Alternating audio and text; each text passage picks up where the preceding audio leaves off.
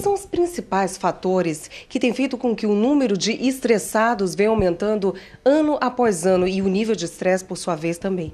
Bom, as atividades ou as fontes de estresse mudam anualmente, mas este ano as principais são a sobrecarga no trabalho, a violência, principalmente nas grandes metrópoles, e a falta de tempo. E, naturalmente, nessa época do ano, nós temos ainda um acréscimo de estresse de 75% devido às festividades de final de ano. As festividades, então, também são causadoras de estresse, doutora?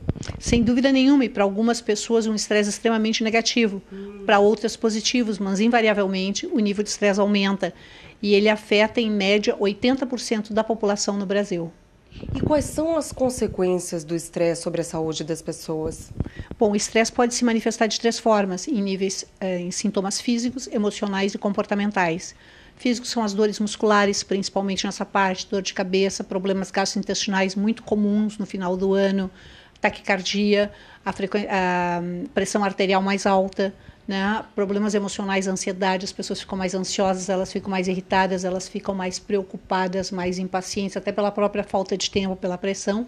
E tudo isso se traduz como? As pessoas comem mais, elas bebem mais, elas usam medicamentos não prescritos, enfim, em vez de estabelecer um ritmo confortável, normalmente nós tendemos a usar algum tipo de comportamento improdutivo para poder compensar o nosso desequilíbrio. Pois é, a senhora falou em dores musculares, problemas gastrointestinais, ansiedade. Muitas vezes as pessoas buscam dirimir esses problemas causados pelo estresse com massoterapias, técnicas de relaxamento, remédios para o trato gastrointestinal e psicoterapia, muitas vezes remédios também para depressões, transtornos bipolares. Ou seja, é possível conviver com estresse e com fatores que diminuam esse estresse, já que a pessoa não consegue se livrar de jeito nenhum dele? E dizes bem, nós não conseguimos nos livrar do estresse. O que nós podemos é viver em harmonia com ele. Né? O nível de estresse tem que ser compatível com os nossos recursos internos. Então, um estilo de vida saudável, dormir o número de horas que a pessoa precisa, que esse sono seja repousante, ter uma alimentação saudável, praticar uma atividade física regularmente, ter um par de orelhas para nos ouvir quando a gente quiser conversar e uma prática de técnica de relaxamento regularmente, não apenas quando tem problema, mas regularmente, não vão eliminar o nível de estresse das pessoas, até porque isso não é possível, mas vão fazer como se amortecer, como se fosse um colete salva-vida, então tornando a pessoa mais resistente aos problemas que eventualmente poderiam ocorrer. Uma pessoa estressada, além de sofrer as consequências no próprio corpo e também na área mental, espiritual, muitas vezes, como é que ela pode também atingir as pessoas ao seu redor, familiares, amigos, colegas de trabalho? É importante que a pessoa possa ter uma relação transparente, uma relação positiva, porque se a relação já for de conflito, qualquer tipo de ajuda vai soar como cobrança. Né? Então, e que a pessoa nunca diga, por exemplo, se ela nota que uma pessoa está estressada, sugerir essa pessoa relaxar é como um curto-circuito. É claro que se ela soubesse relaxar, ela não estaria tensa no primeiro lugar. Então, o importante é modelar, começar a respirar fundo, por exemplo, porque isso também é contagioso. Né? Então, a pessoa começar a respirar fundo, começar a mover os músculos, assim, descontraindo, e de repente a outra pessoa também vai se soltando. Usar o humor é uma excelente maneira, se uma situação potencialmente tensa, se a pessoa usar de humor, se ela tiver um pouco mais de flexibilidade, ela não vai eliminar a situação, mas ela vai dar um outro enfoque, um enfoque mais negociável. Né? Então, é importante que as pessoas saibam que essa é uma época do ano, segunda semana de novembro ao final de dezembro, é uma época mais estressada, nós não temos controle sobre isso, é a própria natureza do final do ano, só que nós podemos controlar a maneira como nós vamos viver esse tempo, e se ele vai ser positivo e nos preparar para um ano novo, né, com energia, com motivação, ou se a gente vai ficar preocupado, agressivo, se sentindo mal. É verdade, o que a senhora falou, às vezes uma pessoa estressada ouve de outro: calma, relaxa, fica mais irritada ainda. E o pior são as pessoas estressadas que acabam, às vezes, até sem querer fazer mal, sem intenção, jogando o seu estresse para cima de outras pessoas. Nessas horas, respirar fundo e contar até 10 adianta? Adianta, mas não é uma solução, é um paliativo. O ideal realmente é que a pessoa possa fazer essa prática regularmente. porque as técnicas de relaxamento, e principalmente da respiração, elas nos possibilitam olhar com uma forma mais crítica e mais equilibrada para as situações e poder decidir como é que nós vamos reagir. Não é que a pessoa que tem uma prática de relaxamento, ela nunca vai se exaltar, mas normalmente ela é uma das últimas a se exaltar e uma das primeiras a reganhar esse controle.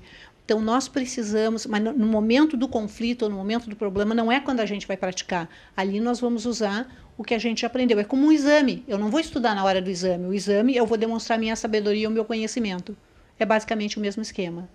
Doutora Ana Maria Rossi, dicas pontuais para os telespectadores lidarem melhor com o estresse, porque acabar com o estresse é impossível para as pessoas que trabalham, que são batalhadoras diárias, até um pouco de estresse é necessário, é positivo, mas para lidarem a ponto de que não percam o controle desse problema que o estresse pode virar. Importante é que pouco estresse ou muito estresse vão ser igualmente disfuncionais. Né? Então, cada pessoa precisa achar o seu nível ótimo para lidar com estresse. Bom, algumas dicas pontuais. Em primeiro lugar, a pessoa saber que o seu estilo de vida não vai imunizá-la contra o estresse, mas vai servir como um colete salva-vida para protegê-la. Então, a pessoa podendo manter um estilo de vida saudável, ela consegue ser mais resistente a todas as pressões e demandas que se acumulam nesse final de ano, né? Em segundo lugar, a pessoa ela tem 3 recursos que são extremamente importantes: tempo, energia e dinheiro. Então, o que ela quer fazer? Ela quer avaliar todos os compromissos financeiros, de tempo e de dinheiro, digamos, que ela tenha, que requeram recursos financeiros, e poder avaliar o que ela tem. E aí poder tomar as decisões mais adequadas, né? Então, sempre de acordo com esses 3 recursos: tempo, dinheiro e energia. E também que a pessoa possa se programar, porque às vezes nós temos conhecimento do fato, mas nós não usamos sabedoria para transmitir esse conhecimento à ação, e é o que vai nos beneficiar. Não adianta eu saber alguma coisa se eu não estou me beneficiando desse conhecimento. Então, essas são as 3 mais importantes. E muito planejamento e disciplina para a pessoa não se esticar demais e terminar, embora sabendo, extrapolando os seus limites. E o papel das empresas com relação ao estresse dos seus colaboradores? Essa é uma época estressante, porque as empresas, em geral, estão fechando o seu ano e já programando o próximo. Então, esse é um estresse inerente à própria atividade empresarial. Mas um relacionamento transparente, um relacionamento de apoio, de suporte na empresa, certamente vai ajudar bastante.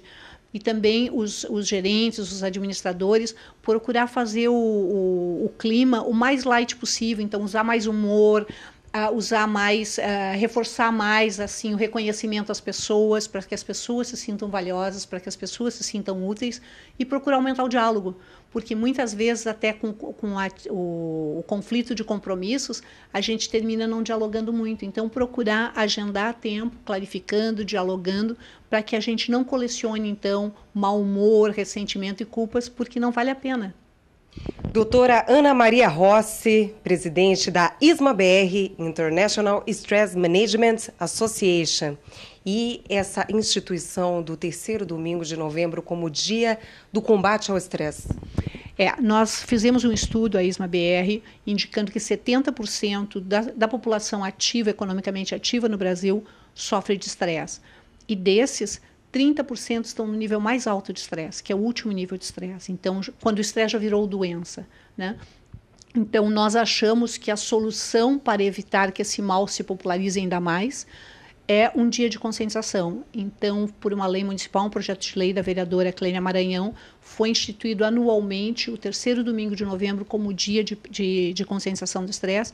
Isso é extremamente importante, porque se nós pudermos trabalhar no caráter preventivo, mais ou menos 95% das doenças não ocorreriam ou não teriam esse caráter tão dramático que tem. Então, nós celebramos essa data desde 2001, mas a partir desse ano, foi o primeiro ano, que foi instituído como uma data oficial de Porto Alegre e incluído no calendário oficial de eventos de Porto Alegre. Excelente reportagem, excelente matéria. Meus cumprimentos a Renata Appel, jornalista Prêmio Press 2007. Meu abraço carinhoso à professora Ana Maria Rossi.